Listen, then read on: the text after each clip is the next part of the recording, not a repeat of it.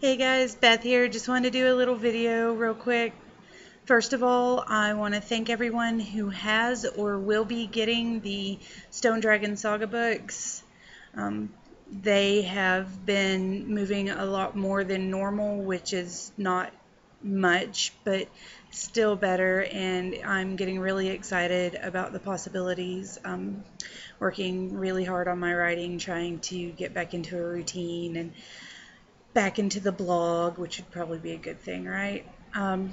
So if you don't know anything about the books or about my blog, the links will be in the box under this, and along with those links will be links to any of the YouTube videos that I'm about to mention. All right, let's get right into it. First of all, last week sometime I did a video blog and we discussed leave behind folders, which are folders that you put any paperwork in that you might want a person who is interviewing you, or possible partnership, an agent, an editor, a principal, parents if you're a teacher and you're doing parent meetings, anything like that. You can create these folders that have your resume or your outline for a story, your work ethics, anything good the student has done that you want to give to his parents, anything like that.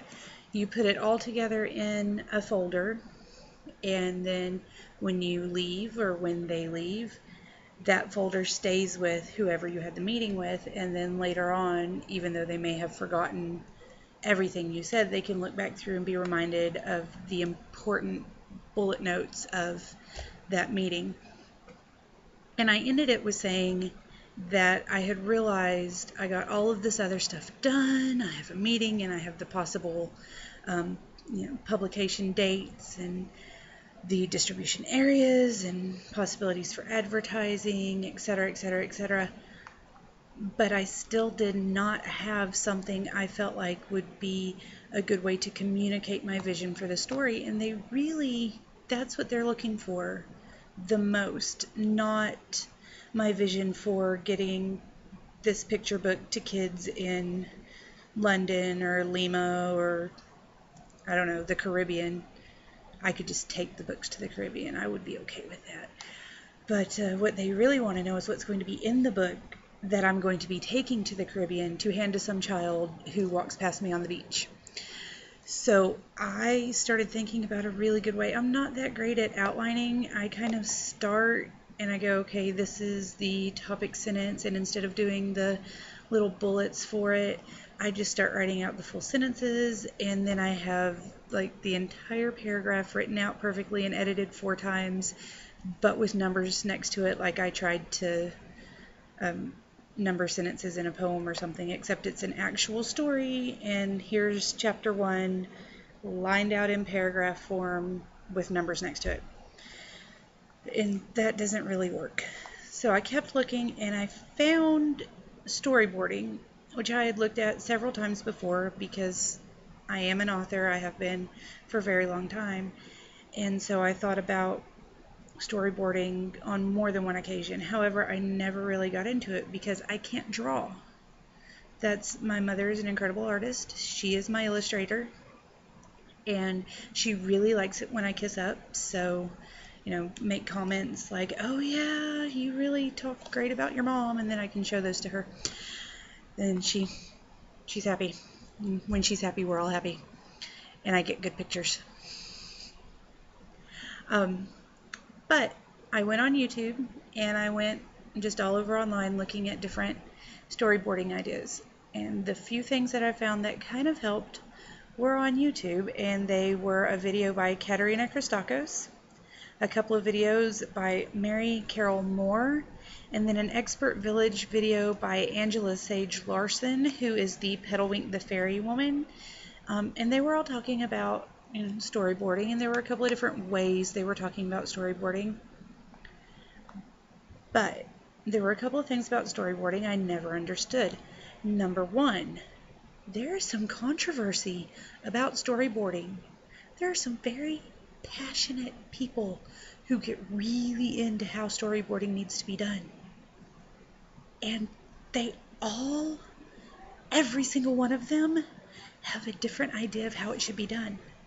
Just like writing, just like singing, just like cosplaying, everything. Guys, the best thing about doing this is finding how you can do it best. The easiest way for you to learn, the easiest way for you to communicate whatever it is that you're doing, you're finding out how best to do it for you. Because I'll be honest with you, I am not an artist. I am not a videographer. I am not a filmmaker. I am not an opera singer. I'm not a shower singer. People ask me to stop singing if I'm singing in the shower. It's bad. Okay? What I am is an author. So the way that I storyboard is going to be different from the way that my mother, who is an illustrator, or my daughter, who is 2, or my dad, who is a minister. It's going to be different from the way they do it. Okay? And that's fine. If you hand each one of us the exact same story idea or the same outline and ask us to storyboard, it will be done differently. And if you hand that same idea to a director, a producer, a screenplay writer, it's going to be different. If you give that same idea to a musician, it's going to be different. And if you give the same idea to an elementary school student, it's going to be different. So, the ideas that really were kind of universal were make boxes, and it can be on a big sheet of paper, poster boards. A lot of people were using poster boards. One guy had strings on cork board, and he was wrapping yarn around, and a lot of them had post-it notes. The ones that could draw or kind of wanted to try to draw were sketching things out. But there were boxes, and 90% of them had post-it notes. The other thing that was kind of universal was that I'd say 85% of them talked about writing in islands. I'm not an islander. I do not write different snippets of my book and get ideas about settings and ideas about characters and then just kind of jot them down in different places and put it on a sticky note and stick it in that section and move on, and then later on come back and say, oh yeah, I liked that, let's add that here. I don't do that, and I don't just write them in separate sections and then try to mush it all together. When I do that, it's absolutely horrific. It does not make sense. I have to go back and start at the beginning and just try to work all the way through it, because mashing it together does not work for me. But it works for a lot of people apparently, and I applaud them for that, because it gets a little annoying having to start linearly. I'm not normally linear except for my writing. I'm very OCD and straight on when it comes to that. And that's the way I approached storyboarding. So if you want to look at the W method by Mary Carroll Moore, or the linear method, she has a video on that as well, as does Angela Sage Larson and Katerina Christakos. I will have those listed underneath as well. Here is what I did though.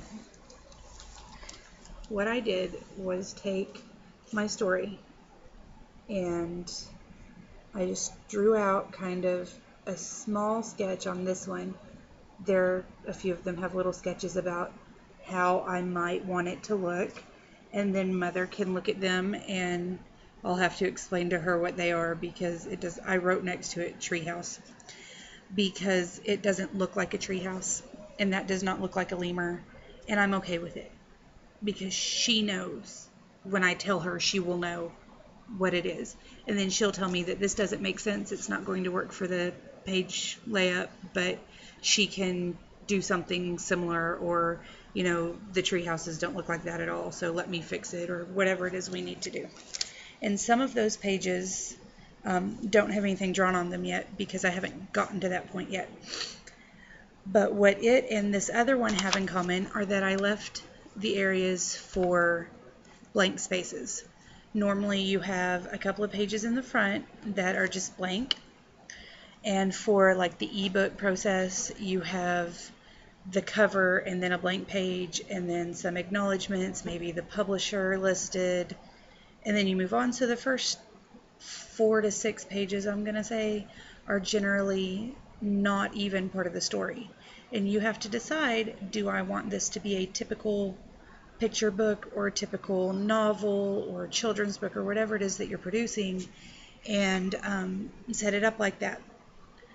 Especially if you're an indie author like myself, you get in there to the setup process and you need to decide before you get in there even, is this how it's going to go? How do I format this? Because typically speaking, you're setting that up before you even send it to, if you have an editor or anything like that that you send it to for them to do a once over, you need to have it set up as properly as you can get it before you send it to them. So I put those in. And then the next one I'm going to show you is a completed one that has no pictures drawn on it whatsoever, because I recognize my faults. But it does have the sketch out, so it says cover, and then this one says date of publication, publishing company, etc. And then this one says blank. Here's the dedication page, and then the title. And you'll notice maybe that I have these little dotted lines through here. I can't remember exactly which video, but I think it was the Angela Sage Larson video. They were talking about the picture book setup where they have the double pages and you have to decide if you want it across both pages or if you want separate pictures. And I really like the flow of having a picture across both pages. It allows you to have more movement in the picture. It gives you a larger section for extra animals if you're doing an animal book, whatever it is that you're doing. It has more space for you to work in, and you can tell the story quite nicely with one big picture just as well as the two smaller pictures, and it flows better in my mind. So I have these dots in the center, but for the most part you'll see that I've just gone across the whole way. And then I also have a few places where you can see that I've drawn little swooshes. I kind of sort of drew some grass down there, and that's to show which way I want my words to go.